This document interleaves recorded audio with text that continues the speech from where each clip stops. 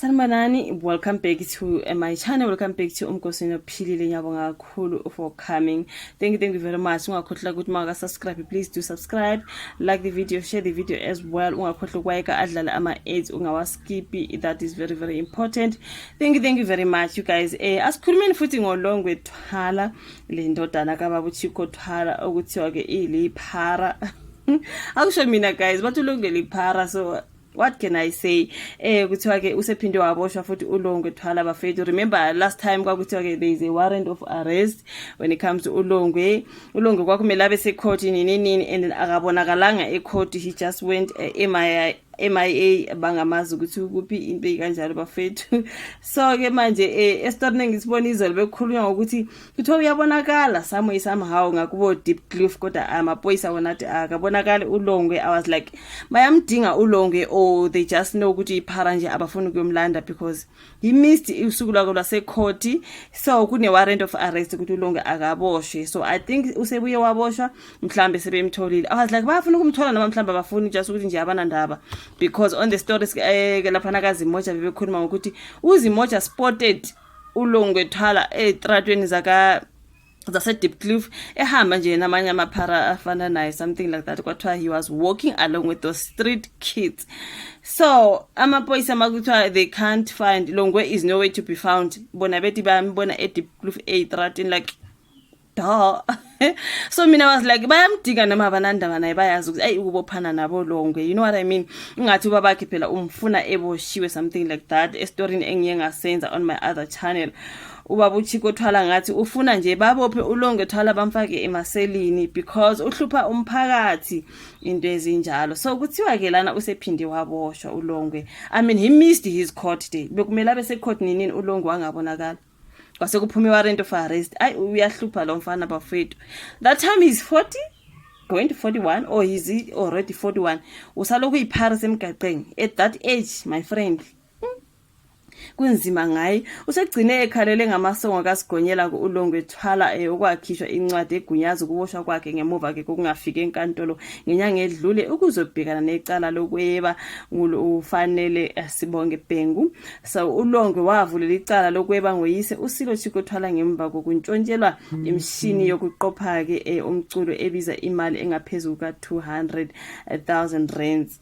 So uChicco wathi kwaqhikiza kwakhe engekho epheshiya wavulela icala ke uLongwe Thwala nomfowabo Silo Junior, kodwa icala lahoxiswa ke kuSilo ngenxa yokuntuleka kobufakazi. So ke ngoSeptember ke inkantolo yemanje yaseRandburg yamkhipha ngesexwayiso ngemuva kokuthi ummeli wakhe emcelela wathi ngeke abaleke. Ngenyanga edlule akafikanga enkantolo ngokwagcina kukhishwa incwadi yokuthi makaboshwe. NgoLwesibili emini iSABC ibike ukuthi amaphoyisa aqinisekile ukuthi usephinde waboshwa. Kusho ukuthi estorini bengisenzile ubengakaboshwa ngoba bekuthiwa hayibo the police are saying uLongwe is nowhere to be found. Ngathi uLongwe nowhere to be found kanjani kuthiwa ukhona emgaqeni yaseDiepkloof.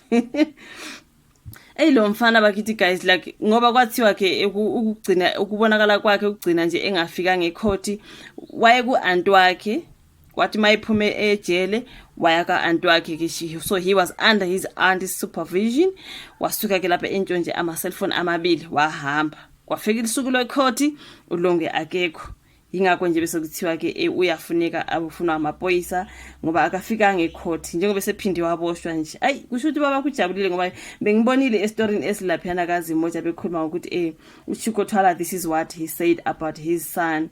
So angazi bafethu kuningi ngolonge, like really you can't like bafethu ngalomfana ayikunzima ngaye. Bebethe Longwe still a free man a month after warrant of arrest issued for him. Bebesakhuluma ukuthi he's still a free man laphana kaZimoja, kanti ke amaphoyisa mhlambe asephinde amthola ambopha. So bebesathi ufree, okuyikuthi uChicco Thwala ubekhala ukuthi hayibo animboni lo mfana kanjani, ngimfuna eboshiwe ngoba ngiworried ngomphakathi, you know what I mean?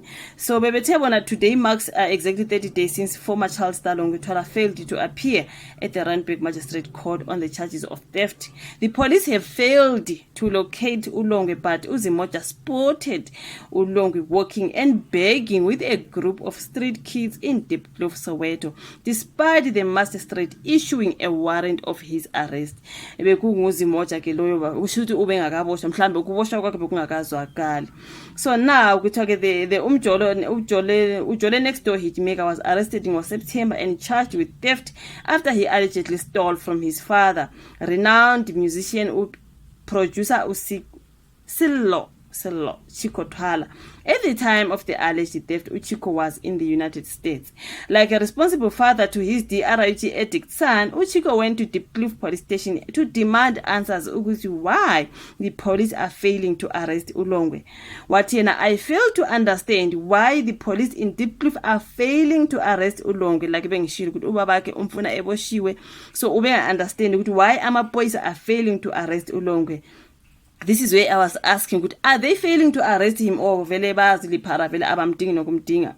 So mhlambe ekubeni uChicco Twala ababuza ukuthi why are you guys not arresting my son? Yikho laba suke sebema ngeenyawo ke sebeyomthatha ke. It's not like bamdingile. I mean umese threat. Umelaphi ngasemgaqeni, it's not like bamdingile, they just went and fetched Ulongwe, right? Bebe vele bengafuni ukuyomthatha, right? Something like that. Kuthiwa ubethena ubabakhe, I fail to understand why the police in Diepkloof are failing to arrest Ulongwe when he is busy roaming the streets. If a warrant of arrest was out for me or any other high-profile person, we would have long been arrested and appeared in the media. Chicco said he went to the police station to demand answers and accused the police of laziness. I'm not going to do the police job, he said, adding that he feels let down by the state. It's been a month since Ulongwe failed to appear in court. Are people from Diepkloof safe? Because my son is a non-DRUG addict. He may steal again while the police are relaxing and not hunting him down. That was his father ke Mtakabawo. Ethi why ningakambophi uzozamoshela abantu la nemzini abantu uzozamosha. Angithi nyamazi unenkinga yama DRUGs. Why ningakambophi khona bephakama beyombopha ke Mtakabawo ubaba ke secomplainile ukuthi hayibo makuthiwa the police are failing to locate Ulongwe ebekhona emgaqeni bafika kanjani ukumlocate Mtakabawo. So ke because there was a warrant of arrest, then kusho ukuthi sebephinde bayombopha ke Ulongwe for failing to appear in court after atshelwa ukuthi come in court ngosuku olungaka. He preferred to steal from uAntwakhe wahamba waye emgaqeni wathatha amafoni amabili ke Mtakabawo. So ngingazi ukuthi manje kuzothi mephuma akakwazi ukuya kuyise akakwazi ukuya kaAntwakhe. Usezoyapi ke Mtakabawo ngoba la ahlala khona uzontshontsha asuke semoshile.